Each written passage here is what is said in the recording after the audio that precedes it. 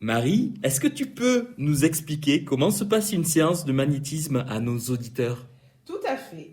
Alors déjà, il faut savoir qu'il faut compter à peu près une heure et demie, voire plus parce que je suis plutôt bavarde. Je commence par mettre de la musique douce. Certains types d'ondes, comme les 432 Hz, ont vraiment une vertu particulièrement relaxante. J'allume une bougie, je fais brûler un peu d'encens. Les conditions doivent être favorables. C'est vraiment un moment pour soi. Je commence par faire asseoir mon client afin de discuter un peu et de déterminer en quoi je peux l'aider.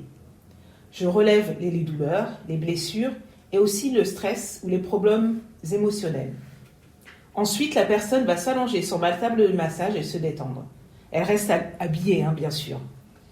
Puis, je me sers d'un pendule et de planches spéciales pour vérifier divers paramètres comme le taux de vitalité et le taux vibratoire.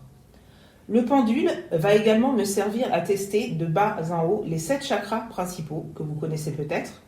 Le chakra racine, le chakra sacré, le plexus solaire, le chakra cœur et celui de la gorge. Et le troisième œil et ensuite le chakra coronal. Je prends souvent cette image pour les chakras, ces points énergétiques. Comme les pneus d'une voiture, ils doivent être ni trop gonflés ni trop mous pour que le véhicule fonctionne. Le pendule est simplement un amplificateur de vibration. À la suite de cela, je me place assise derrière le client. Je place mes mains sur sa tête et j'envoie de l'énergie afin de nettoyer, harmoniser et recharger tout le corps et les chakras. Chaque chakra correspond en fait à un organe, mais aussi à des émotions. Je fais ensuite des passes magnétiques au-dessus du corps pour terminer d'harmoniser et enfin traiter les zones douloureuses en particulier, comme les entorses ou un mal de dos. Je laisse quelques instants à la personne pour retrouver ses esprits, car c'est un moment de détente profonde durant lequel certains même s'endorment.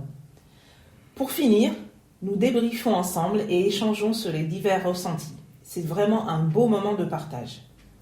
La réharmonisation des énergies physiques, psychiques et émotionnelles de la personne permet d'accéder à un état de mieux-être.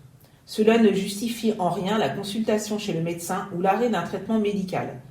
Je leur dis souvent, je ne suis pas la fée clochette, je n'ai pas de baguette magique, mais je vais tout mettre en œuvre pour que vous alliez mieux.